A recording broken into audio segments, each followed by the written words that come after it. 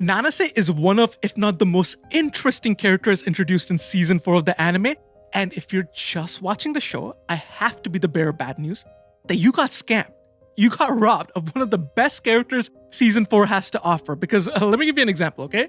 I created this presentation to run you guys through the cut content. I'm gonna scroll. This is only content in the first 4. I am not going past the first 4 episodes. I am still scrolling, by the way. I haven't stopped. I'm not even halfway, by the way. Like, there is such a staggering amount of cut content just for this one character. And today, I'm gonna run you through all of it. We're gonna take a look at why Nanase is one of the most interesting characters in Classroom of the Elite in the second year, and why her mind games with Ainikoji, you just can't beat them. They're some of the best. You just can't beat them. Like, she is cracked, and you guys don't even know it yet. By the way, guys, if you want to see me react to every single episode of Season 4 that's out so far, including having access to this giant presentation, you can find it all at patreon.com/Saadisfy. So Nanase's storyline really starts with like the partner exam and Horikita negotiating with Class 1D and Tsukishiro, trying to expel Ainikoji using the White Room Enforcer. And Horikita goes over to Class 1D to try to negotiate, but every single one of them are gone, which first is an absurd idea, right? Because think about it.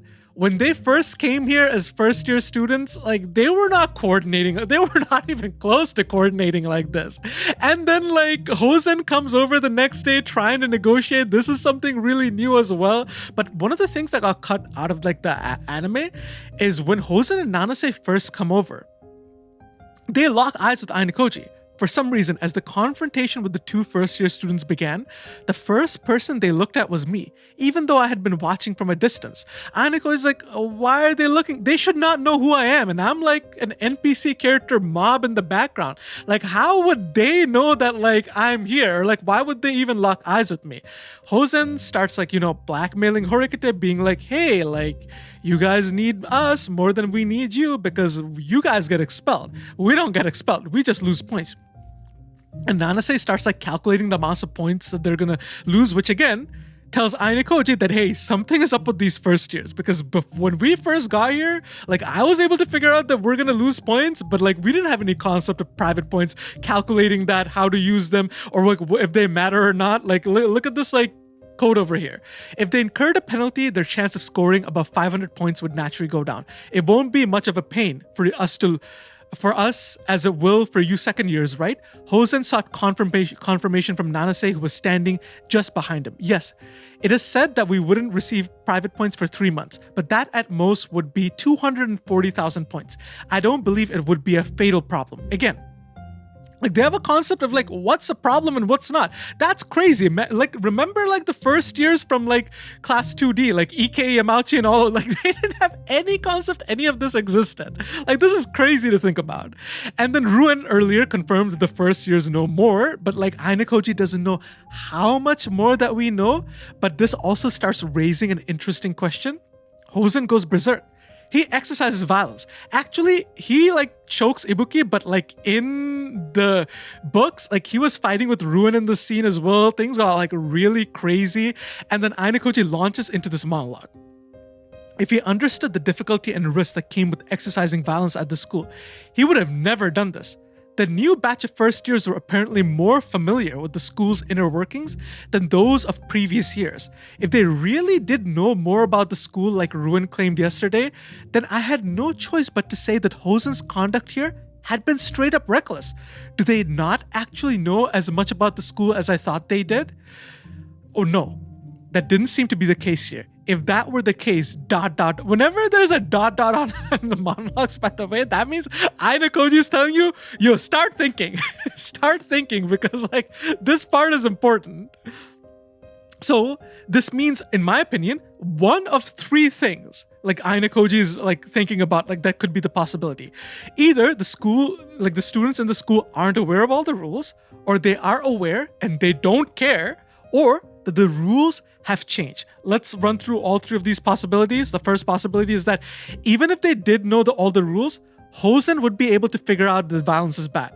Like, dude, Like you have the rules of getting private points, you have X, Y, and Z. Like how hard is it to figure out that if you start fighting with other people, you're gonna lose points? That shouldn't be like that hard to figure out. Like again, he's not a dumb individual, right? He came in here so like with a deal, with a proposal, trying to lull Horikita into a state where she had to concede a lot of stuff for her class.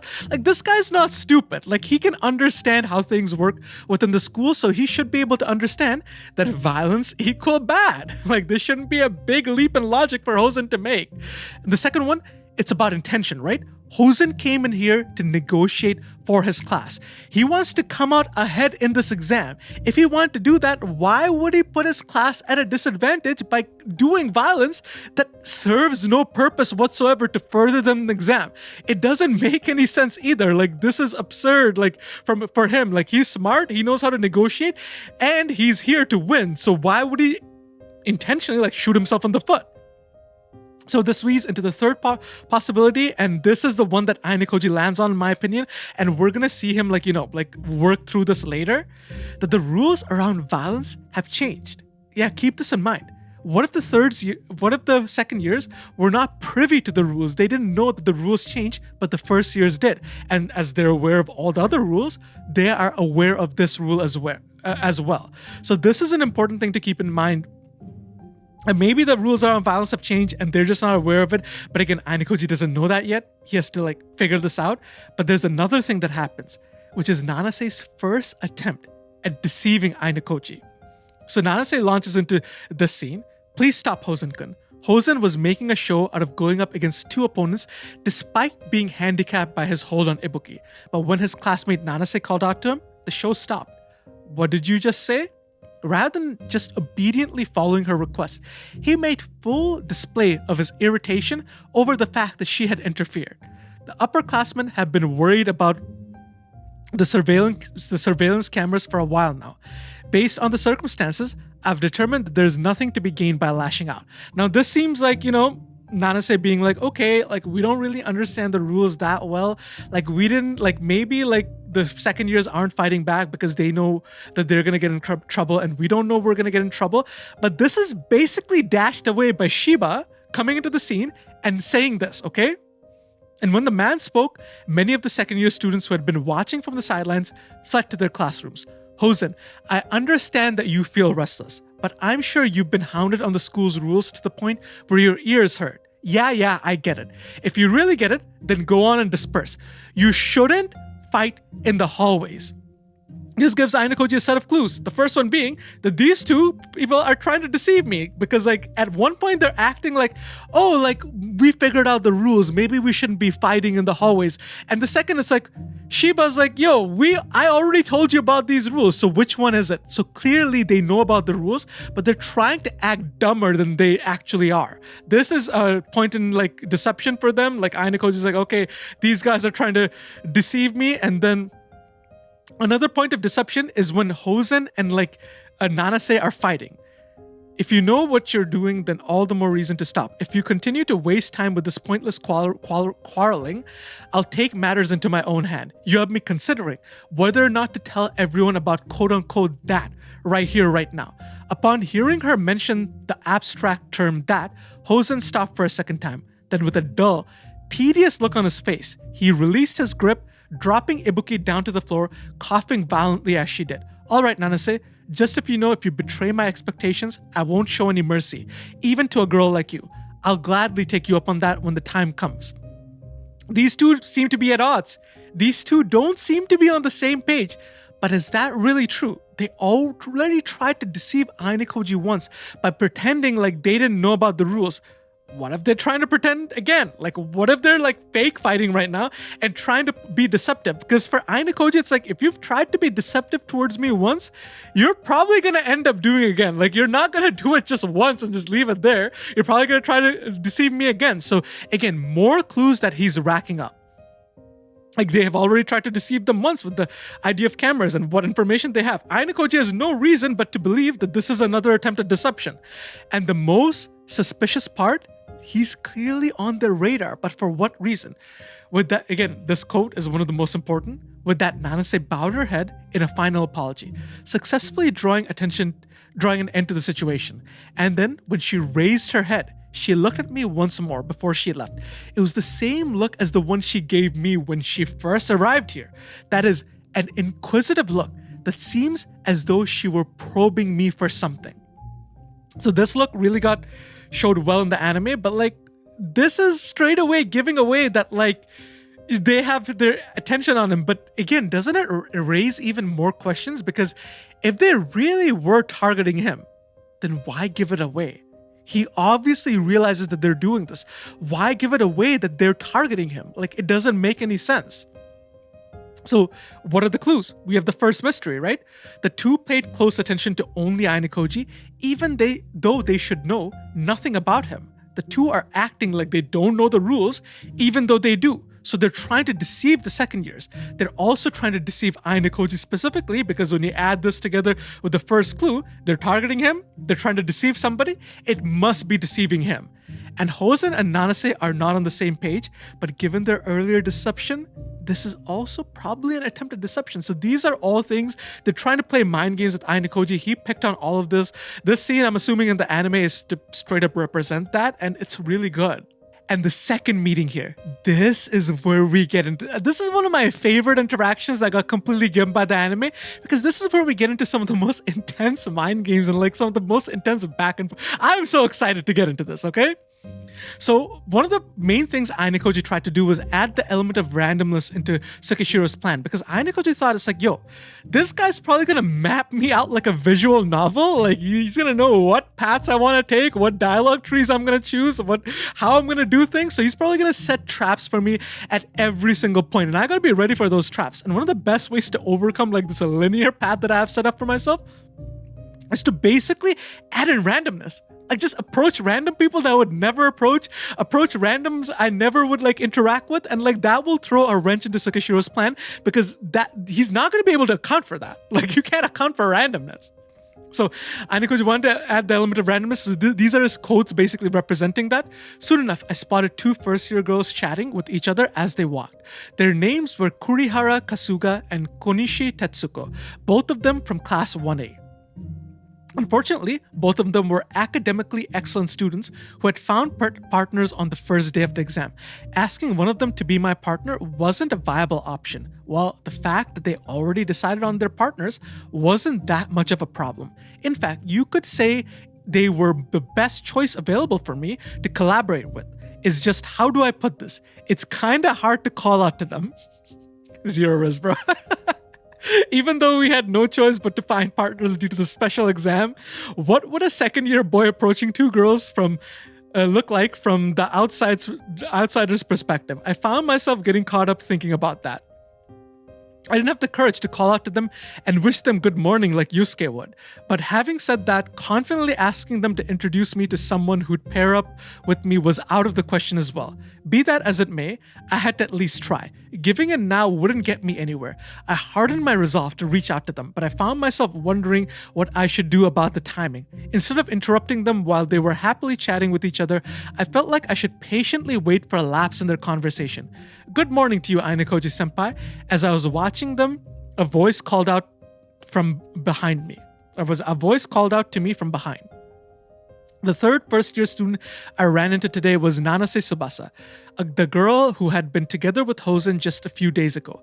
But, like, yeah, this is crazy. See this conversation from Nanase's point of view, by the way. This is not in the novels either. This is actually, I pulled this from a short story that you get in addition. I don't actually know how you get them, but they're not in the novels. After leaving the door, I glanced at the wave of students coming and going for some time. Students from all the years are inhabiting the same grounds as this school. There are no adults nor children to be seen. I was yet again reminded how special this environment is. Will it be possible to live a calm and relaxed life here? I wonder. Like, how eerily similar, by the way, is this to the way Ainakoji was thinking in the first year. Like, he was taking everything in, like explaining them in this mundane situation. Like, I get such a strong Ainakoji vibe from like the monologues Nanase had in her head. It's crazy, man. But it is certainly an unknown environment that I've never encountered in my life thus far. I wanted to enjoy the scenery that was spreading out beyond me forever, but that wasn't meant to be. That's because I spotted Ainakoji-senpai. He surely won't notice me at this distance, I suppose. Plus, he seems to be focusing on those two students from class 1A walking in front of him. I think those two already have partners, so he was perhaps worrying about whether to ask them for help. Ignoring him getting any closer to class 1A wouldn't be a merit. Why is that? Why is ignoring him getting any closer to class 1A not a merit? Like, why does it matter to Nanase that he's getting closer to class 1A? He's specifically being targeted in our monologue, so keep that in mind, okay? I start running, closing the distance before matching Ainakoji-senpai's pace. Good morning, Ainakoji-senpai. I call out to him in a natural way and make him notice me. Why? What do you mean by calling out to him in a natural way? Like, wouldn't you be natural if you were just calling out to him? Like, what is going on here? I definitely think I managed a perfect smile. She is trying to deceive him hardcore. She's trying to manufacture every single part of her personality to not make him be on guard. She's a game plan, a reason to talk to Ainakoji. It isn't a natural meeting. And judging from this monologue, you could probably be like, okay, she was staking him out. She was waiting to see if Ainakoji would appear. I had this thought when I was reading these monologues, and you know what's so crazy? I'm just going to read you the monologue from Ainakoji, like as Nanase approached him, okay? She looked at me with a carefree smile on her face. Ah, good morning. I certainly hadn't expected anyone to call out to me, so there was an awkward pause between the two of us for a moment. Do you need something from those two? Would you like me to call out to them for you? Despite Nanase's proposition, as a first-year student herself, the conversation the two girls were having would most likely turn into a conversation between the three of them. That would only serve to increase the burden for me. No, it's all right. Oh, is that so? Nanase pondered out loud, walking along at about the same pace as me. And Nanase knew that he would reject the offer. This is so sneaky, by the way. He seems bewildered when I entered the scene, perhaps because he was expecting it, it seems. Do you have any business with those two in front? Shall I call them out for you?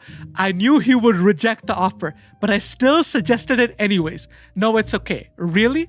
I began to walk beside him, after getting the answer that I was expecting. Think about it this way. Ainakoji was going to call out to them. Nanase comes in and she's like, can I call out to them for you? And he rejects it. Now Ainakoji can't call out to them. She basically neutralized his approach. He can't talk to them, even if he wanted to. Because if he starts a conversation with them, Nanase would normally come into the conversation and this would happen. The three first years would start talking amongst each other and Ainakoji basically couldn't ask what he was going to ask them. And it'd be really hard. This is such a devious play from Nanase, by the way. It's so crazy. But as you can see, Ainakoji is completely onto her. The combination from her, the deception from her first meeting really did not help her out. And an unexpected conversation with Nanase had begun while I was thinking about when to reach out to the girls. I was quite thankful that she had spared me the trouble of being the one to reach out to somebody. This is a complete lie, by the way. But there was no way that a first-year student had called out to me by coincidence. It was quite possible that she had been waiting for me to go to school and timed her approach accordingly. What did I tell you, by the way? What did I tell you? I was thinking, she probably staked him out. And Ainakoji's like, yeah, she probably staked me out. This should be the baseline assumption for any and all students who take the initiative to talk to me. Just like Amasawa yesterday, we had Ichika. This was after Ichika's meeting, by the way. This wasn't someone I approached, but someone who approached me. This is like a mental chess match, by the way. He's making a move, she's making a move, he's thinking this, she's thinking that. I love this stuff. And in her monologues, you can see Nanase has a completely different objective from what she initially led us on to believe. But how shall I say it? Ainakoji-senpai's presence is unusually peculiar. Rather than calling it thin, it would be better to call it an absent-minded sharpened blade. It made me feel like just touching it with a finger was enough to give you a deep wound, that kind of existence. But that's perhaps why he was a special person. Good or evil, which one of them he was, is the only important thing to me. Again, the White Room student wouldn't care about any of this stuff, right? They'd be like, I just want to expel Ainakoji and I want to be better than him. That's all they would care about. Whether he's a good person or a bad person, that is not a topic up for contention. So why does Nanase care about that? In one case, she seems to know a lot about him, but almost as much as the White Room student would know.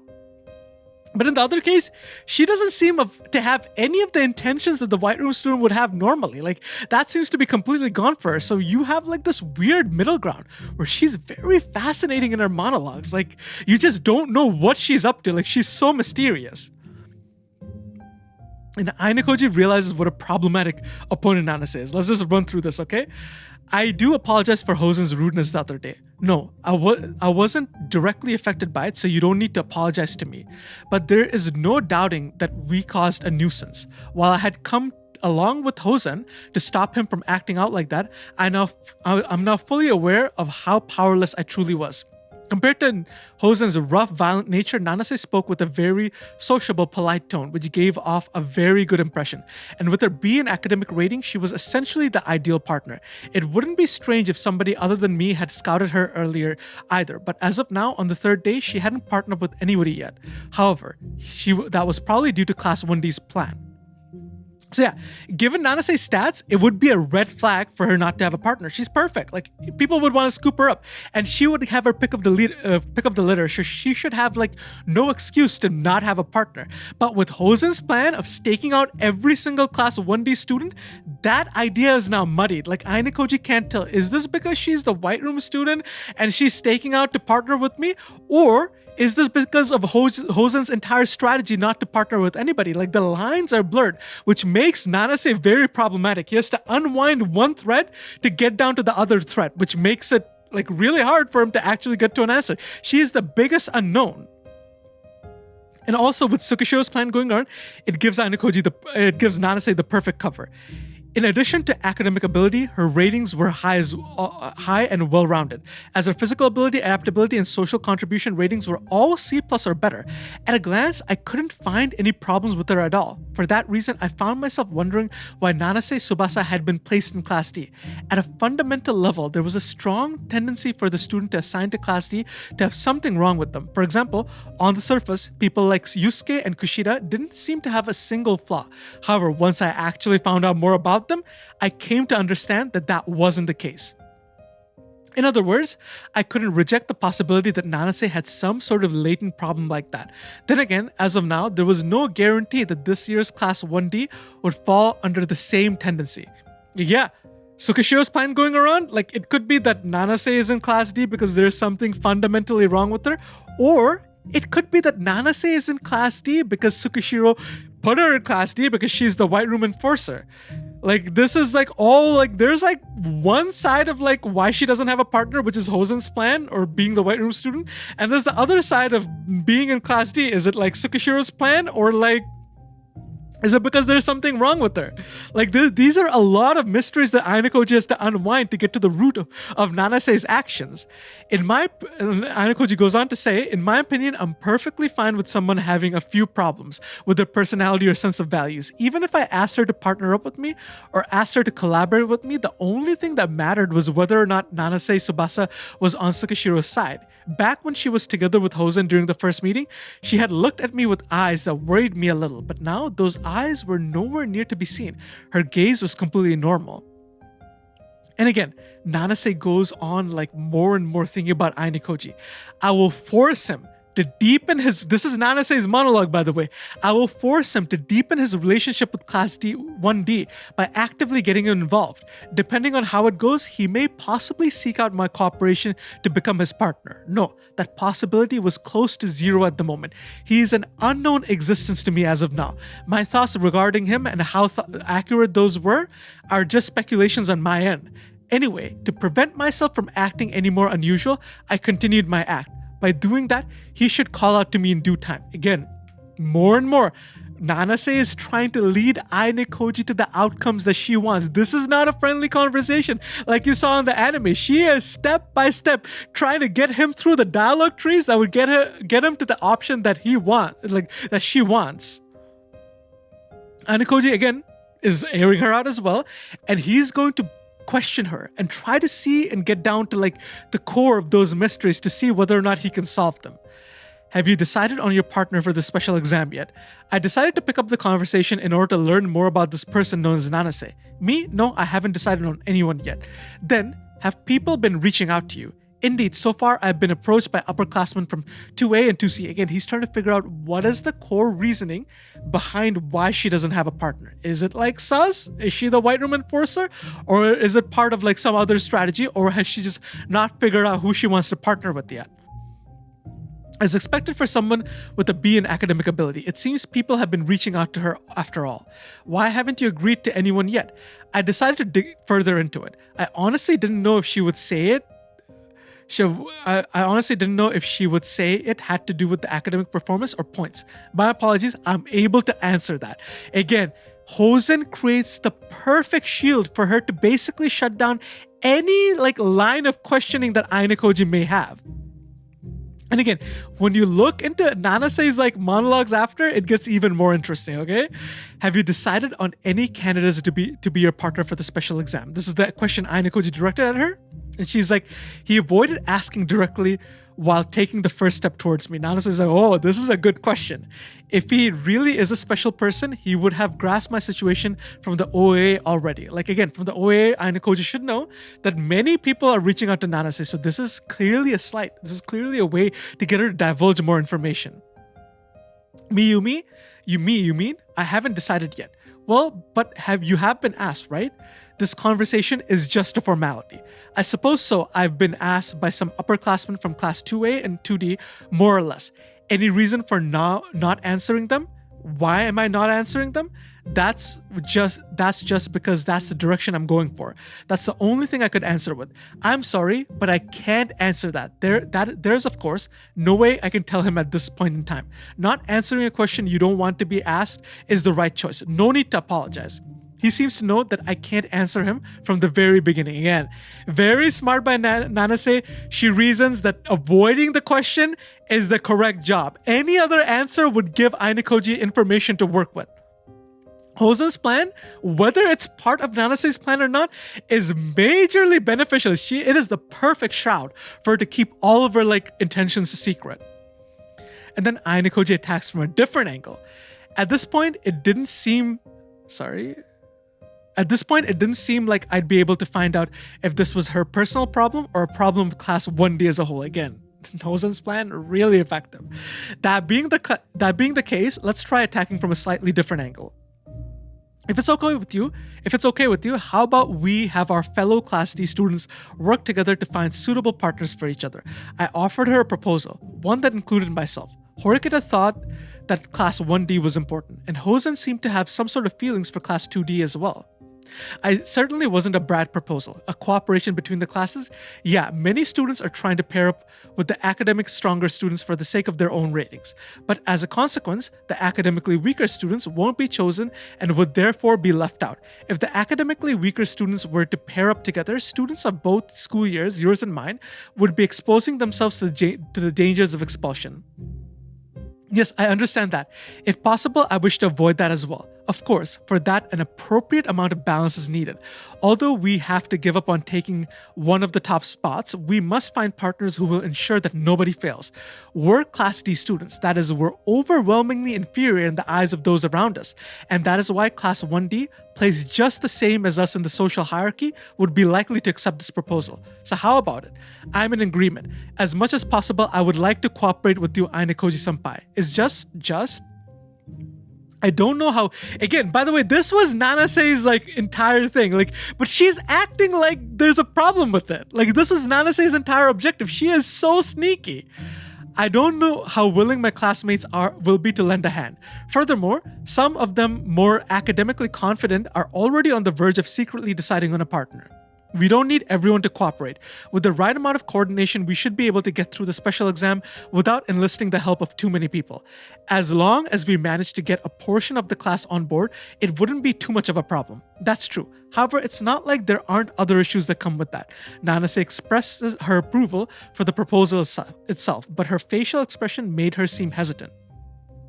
I understand the cause for that without even needing to think about it. Hosen, wasn't it? It seems like that guy got a lot of influence over Class 1D, huh? I stuck my nose even further into the internal affairs of Class 1D. So yeah, for Ainakoji, he's attacking from a different angle, and then whatever he wants to do here is straight up aligning with whatever Nanase wants to do. And from Nanase's point of view, it feels like this is a success. If it is okay with you, how about joining forces between our classes and finding suitable partners between us? And then he made such a drastic proposition towards me. You mean cooperate, right? But that's what I had wanted in the first place. If he hadn't suggested it, I would have done it instead. So that means my first contact with him was probably a success. I looked at Ainakoji-senpai while deeply in my thoughts, his image reflected in my eyes. You can't judge a person by their appearances. That's a sentiment I hold strongly. So for Nanase, this is perfect. And in her POV, she's like, this is a success. And like in the conversation earlier, she was acting like she wasn't on board or this is going to be really hard or like, I can't do this. But in her monologue, she's like, yes, sir. Thank you. Thank you for making my life easier. Like, this is like a level of deception that we really don't see from a lot of when you see like the monologues like side by side, it's so crazy like how their mindsets are diverging in this conversation. However, the first part of this conversation is when Nanase tries to help him, like in the violence. This is like a conversation about violence. I don't remember if it was in the anime or not, but this is actually Nanase extending an olive branch out to Ainakoji, as you're going to see for a second. You're in a bit of a unique position, Nanase. You didn't seem to be afraid of Hosen back there. That's because I will never yield to violence. She responded with an intensity that I couldn't even imagine given her appearance. Her words weren't said casually. Rather, there was something else, something hidden, backing them up. I felt like I could see the confidence, or something similar to it, peeking out from within the pure color of her eyes. Senpai, what do you think of violence? What do you mean by that? Are you for it? Or are you against it? Remember when Hosen enacted violence in the first scene where they first came, like with Ibuki and Ruin as well? That is like, I am sure this is a throwback to that conversation. If she was looking to find out how I felt about Hosen's way, again, he's recalling it. There's a reason why it's being recalled in this conversation. Then there was only one answer I could give her. If I had to choose from between the two, I guess I'd say I'm for it. I spoke definitively.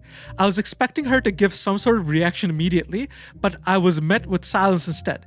When I turned and looked towards Nanase to gauge her facial expression, her docile visage from earlier all had disappeared.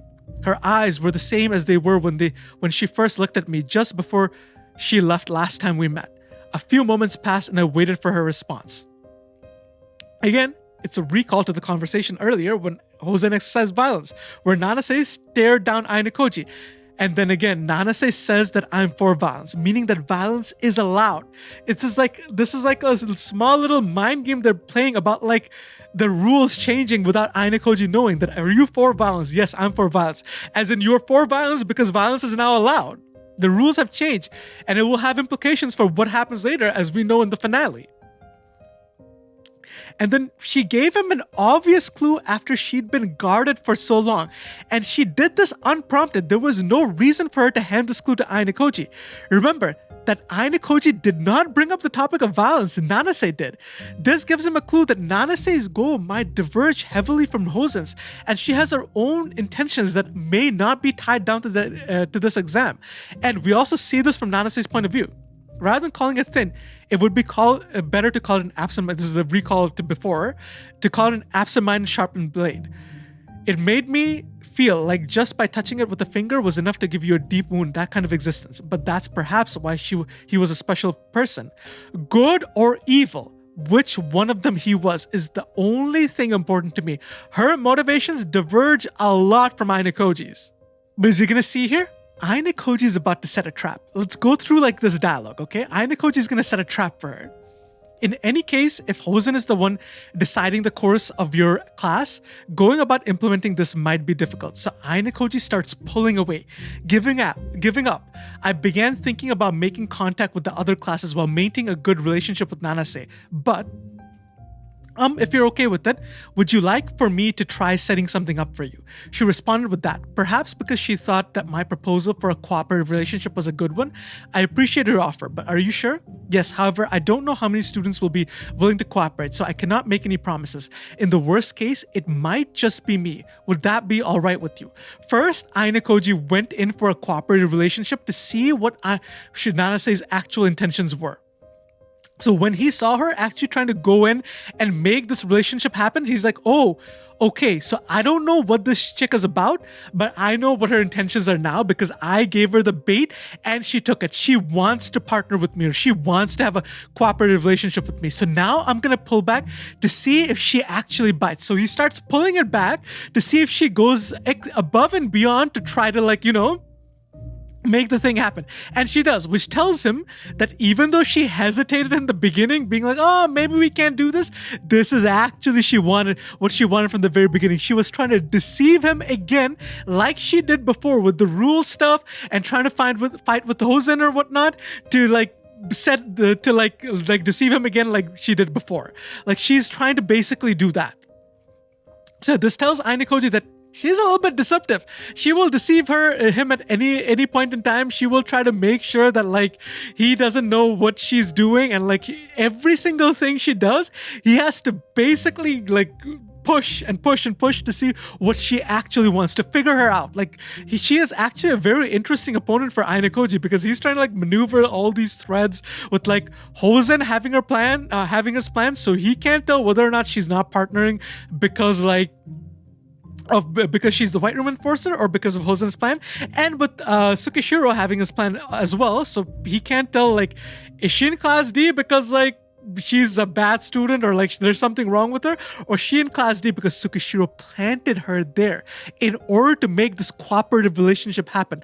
There's too many unknowns and too much deception with Nanase going on, so he has to basically like poke through all of her plans over and over again.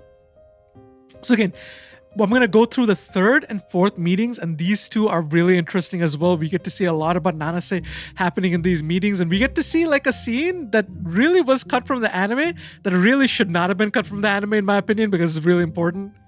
So Nanase promises to bring some Class 1D students to negotiate, but she isn't able to. I'll reintroduce myself. I'm Horikita Suzune. This is a meeting between Suzune, Ainikoji, and Nanase, by the way. Thank you for taking the time to hold this discussion with us today.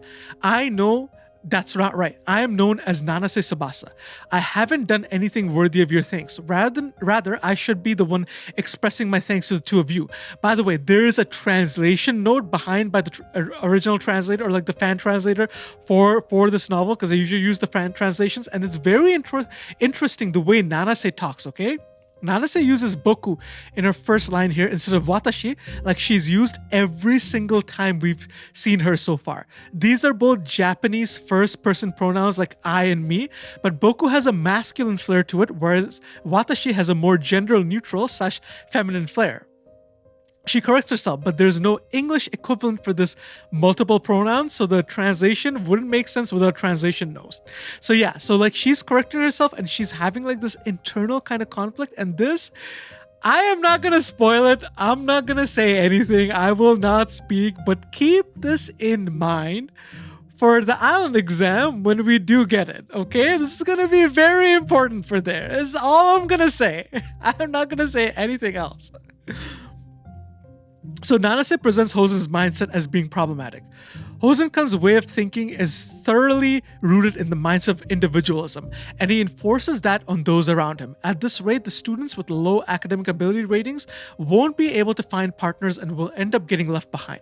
While it's not a very big problem that they'll lose out on 3 months of private points, I fear that they'll be branded as losers who are unable to find themselves a partner. Well, no, that might not be that big of an issue either. What really gets to me is the thought that this individualistic mindset might never go away, preventing us from being able to unite as a class in the future.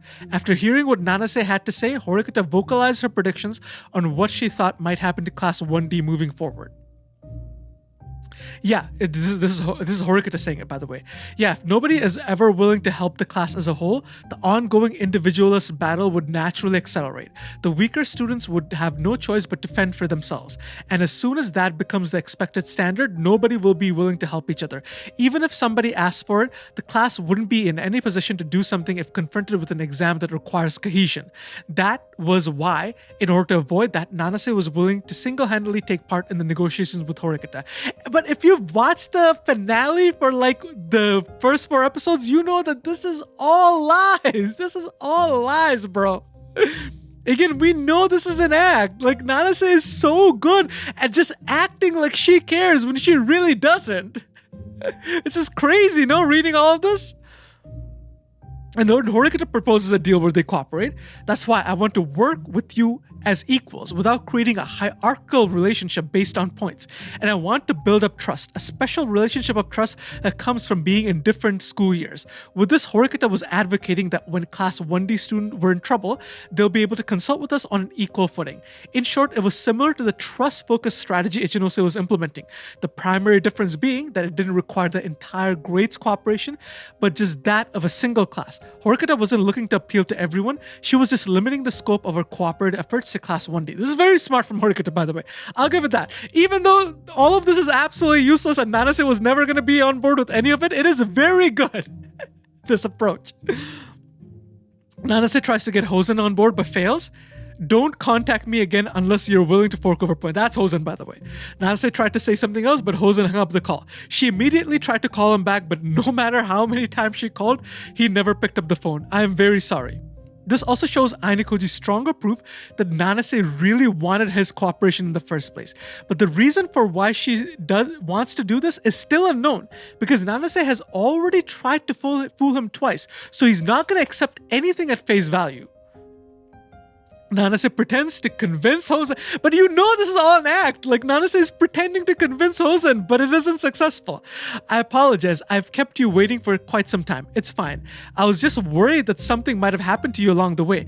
I was busy negotiating with Hosen-kun, trying to get him to come along with me somehow. Is that so? It doesn't look like there's been much progress on that front. Given that she had come alone, it didn't seem like anybody else would be joining us.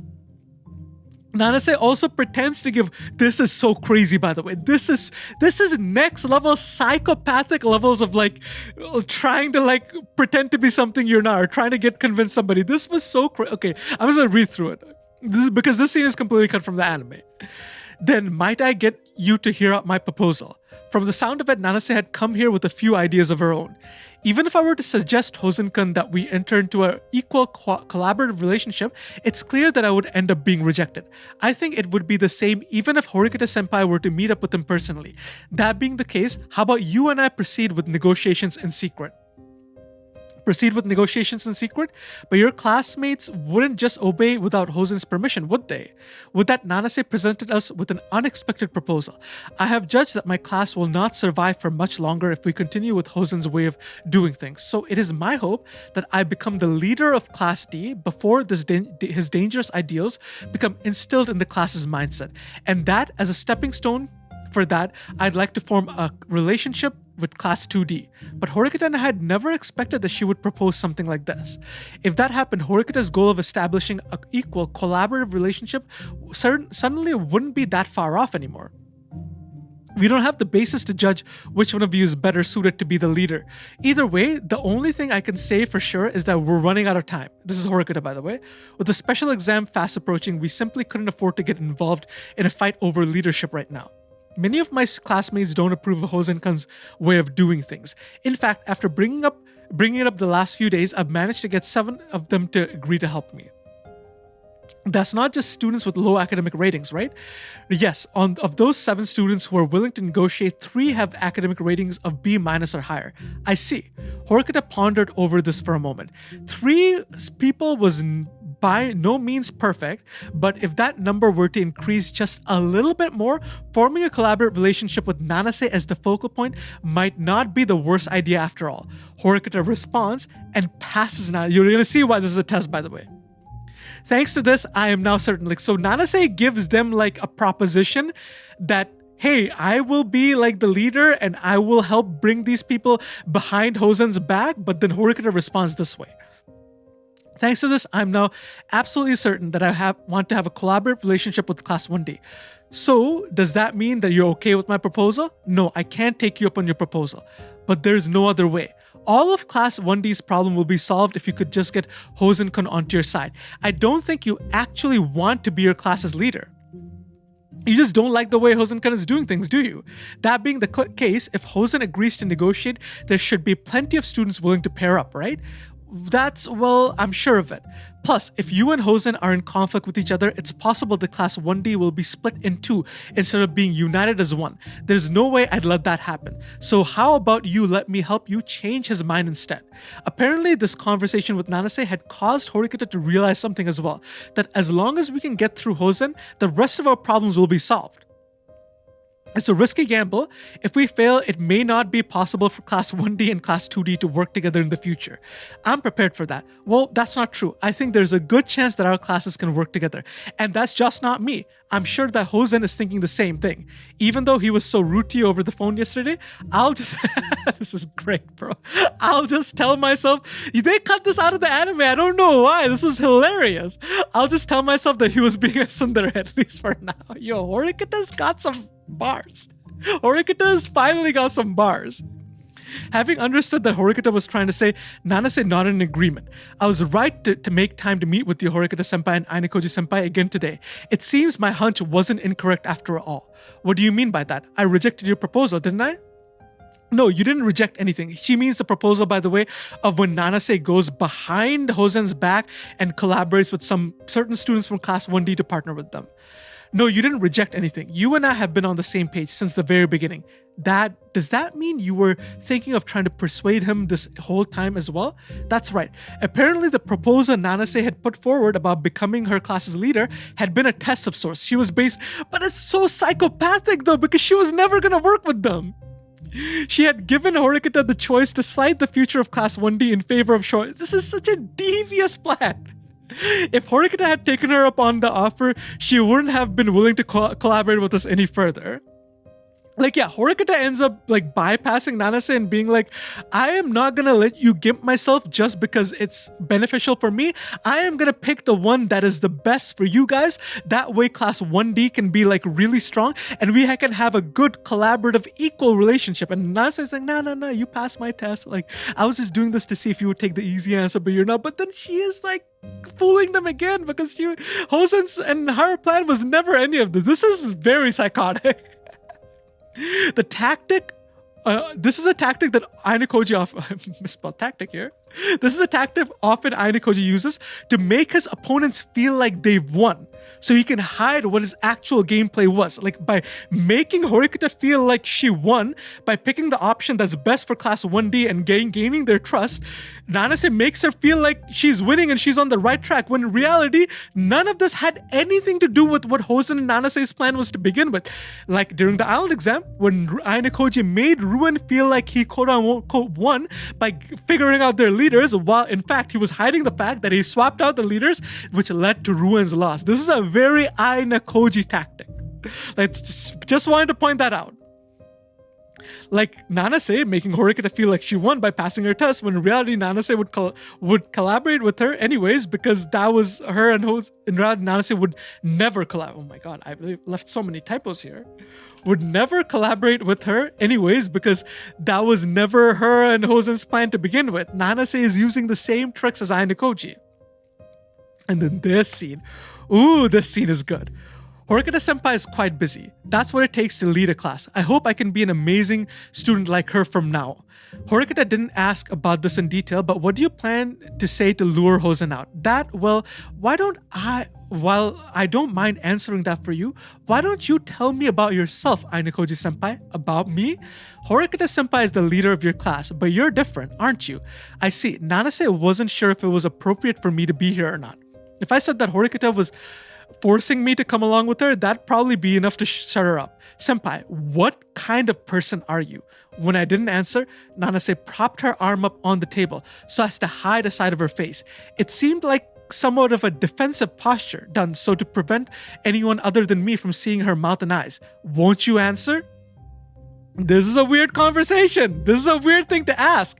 And then this is a weird conversation between Nanase's monologues, but from Nanase's monologues, you can see what her intentions are. Like, let me read you her monologues while she was asking this, because this is really interesting. Horikita-senpai sure is busy, I muttered as I saw her leave the library. That's part of her work, to hold the class together after all. I wish I can become someone as splendid as her by next year. Horikita didn't ask you in detail about this, but how are you going to convince Hosen? That amounts to nothing more than a small detail for me because, again, they were deceiving them. They were working together. Hosen and Nanase were working together from the very beginning. But this might be my chance since Horikita-senpai isn't here. That I don't have a problem answering that question, but only if you can tell me more about you. About me, Horikita-senpai is the leader of your class, but you aren't anything like that, right? What kind of person are you, senpai? I wasn't even aware of it. I asked him this question without thinking about it at all. It'd be better if I stopped. Like, again, she knows that this is stupid. Like, she knows that she should not be doing this, but she just, like, the propensity inside her, she just can't handle it. It'd be better if I stopped right here. But if I continued, willpower in every word I said as he looked in silence. But I still continued. Willpower in every word I said as he looked at me in silence. Will you tell me? Like, she, like, is trying to get something out of him. And Ainakoji straight up picks up on that intention. Like, his monologues here are so clean. It doesn't seem like you're asking, if you're looking to, it doesn't seem like you're looking to ask me about my relationship with Horikita, are you? It was something different than that. She was looking to ask about what kind of human being I was. Yes, I suspect that Ainakoji-senpai may be a wicked and dirty person. At least that's what I think. Her words were both intense and direct. Though despite that, Nanase was looking at me with eyes full of honesty and confidence. I wasn't sure what I had done to make her look at me that way.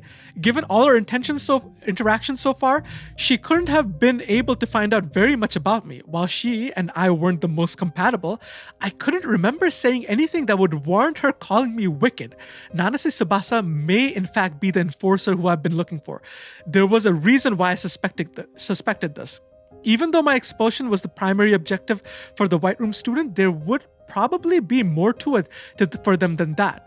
They would surely look to make contact with me up close, interested in observing the human being known as Ainakoji Kiyotaka. At least that's how I saw it. They weren't merely interested in my expulsion.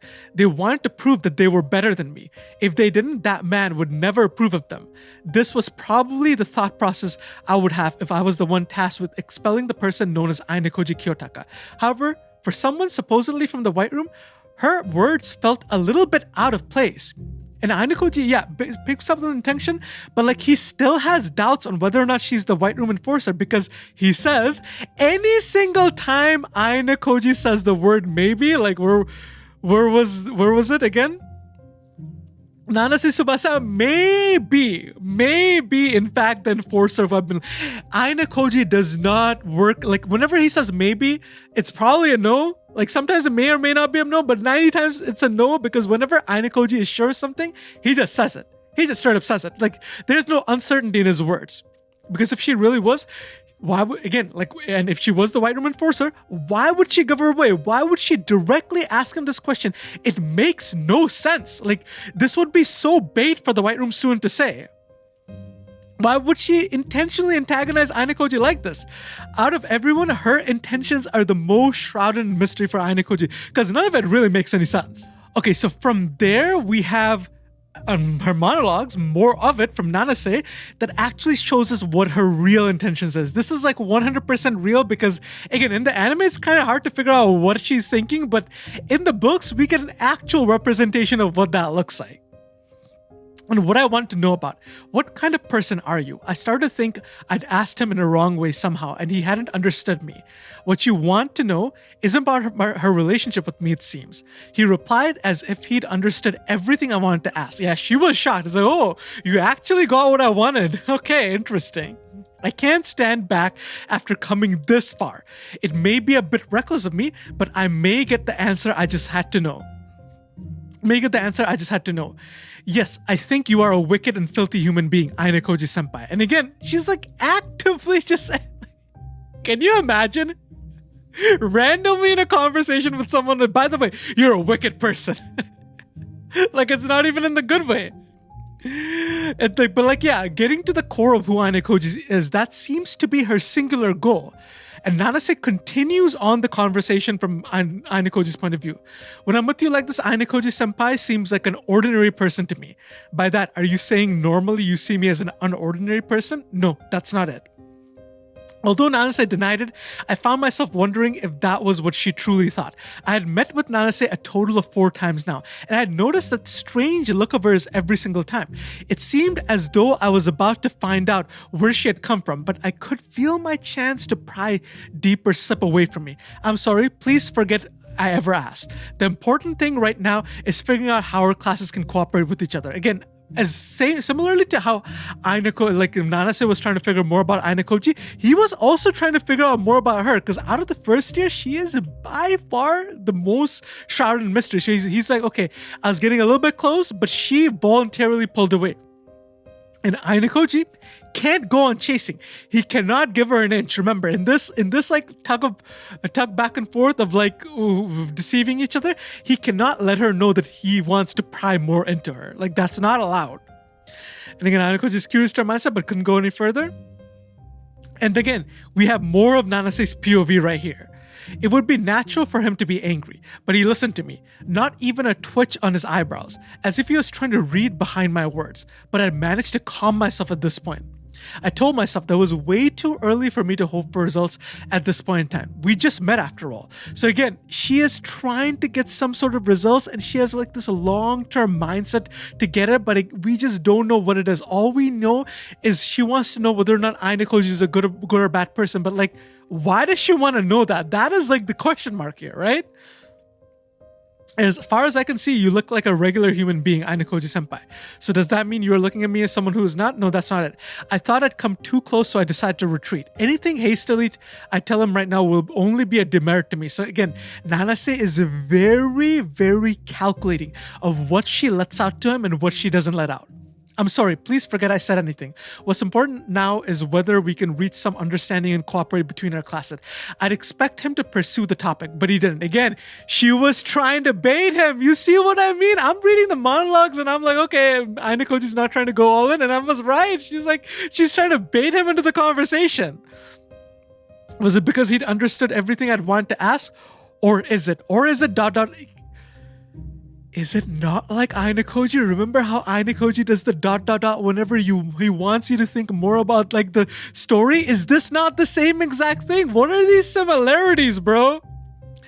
And again, we can see 2 sides of her. One side shows she's calculating and reserved, able to keep her calm and deceive others. The other side is restless to be able to know more about Ainakoji and to figure him out. There's like a sort of restlessness within Nanase that isn't really shown in her outer demeanor when we see the scenes with her, but it's inside her mind that stuff's playing.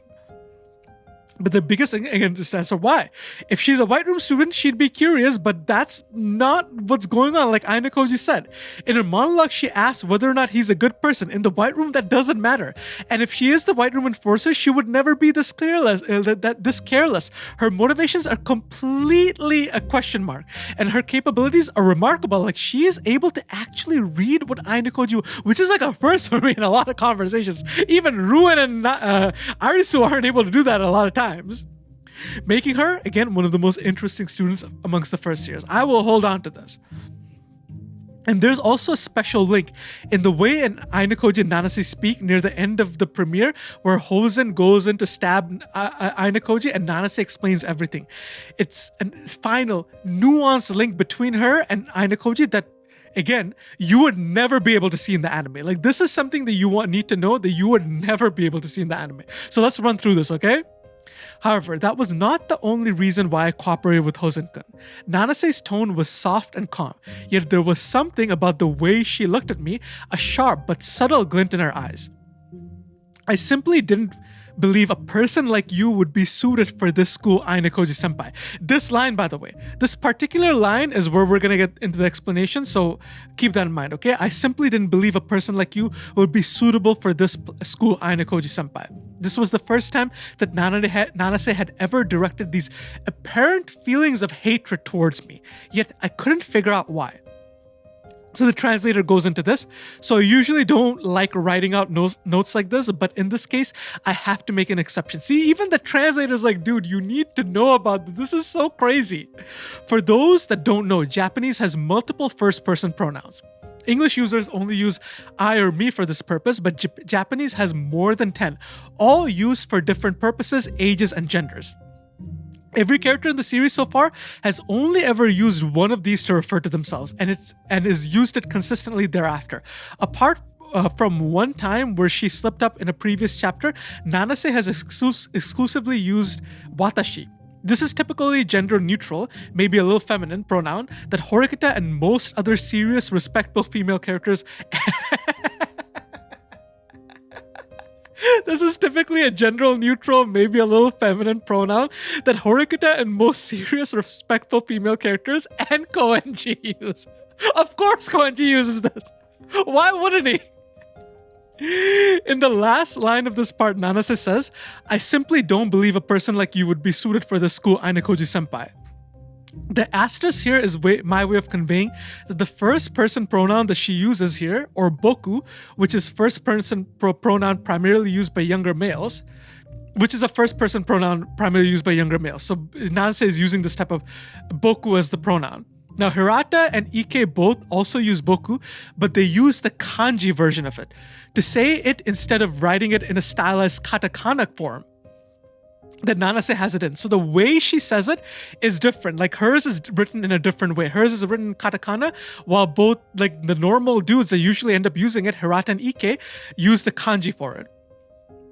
The important part about this is that with this, Nanase is now the only second character in the series to use their first name pronoun written in katakana. So Nanase is there's only been one other character, and Nanase is the only other one. The first character is Ainakoji, Kiyotaka, with his use of ore, which is an even more masculine pronoun than boku. Hosen, Ruen, Sudo, and the more manly characters use the ore, like a pronoun to refer to themselves, but they use the kanji to do it, not the katakana. So like Hirata and Ike both use boku, and they use the kanji version, and Nanase uses boku but uses the katakana version. Ainakoji uses ore, but unlike the other manly characters like Hosen, Ruen, and Sudo who use it using the kanji, he uses it using the katakana, making Ainakoji a special case. By having Nanase's boku written in katakana as well, the author is highlighting or emphasizing sort of connection between Kiyotaka and herself, which is unfortunately untranslatable into the English language. Therefore, there are two key things to know here that are hard to convey in an English translation. The first is that she is using a different, more masculine pronoun for some unknown reason. You're gonna have to wait until the island exam. You will get this, I promise you. And the second is that she's also using the pronoun in his katakana form instead of in his kanji form, just as Kiyotaka uses when referring to himself with his own pronouns. There are so many mysteries surrounding Ainakoji and Nanase. Like, why does she want to know who Ainakoji is? Why does she want to know whether or not he's a good or bad person? Like, what is her intention in entangling herself with Ainakoji? But most importantly, the one that is very, very, very interesting to me is how they somewhat use the same tactics, how she lures people in, making them think they're having some sort of a win when her actual plan was already like straight up like hidden, right? And I want to go to another part, like right here. Give me a second. Like in this mind game section, right? Like, good morning. I call out to him in a natural way to make him notice me. I definitely think I managed a perfect smile. This is so reminiscent of me reading Ainakoji's monologue in volume 1 of year 1 and basically like figuring out later on that the dude is faking his personality. I had no idea. And isn't Nanase doing the same in year 2, volume 1? She's faking so much of her personality. Her wanting to coordinate with Horikita, but like having secret intentions behind it. Her like trying to be like weird and like trying to like or her trying to like mask who she is in front of Ainakoji. And then you also have like that ... at the end, right? in her monologues. Where is it? Was it because he'd understood everything I wanted to ask, or is it dot dot dot? This is exactly how Ainakoji does it when he wants you to think. And this special link with like the way they refer to themselves is like the final nail in the coffin for me. This is the most interesting part of Nanase, where the author is basically screaming to you that Ainakoji and Nanase are similar in a lot of ways. They have the special link, and this is something that you're never gonna get in the anime.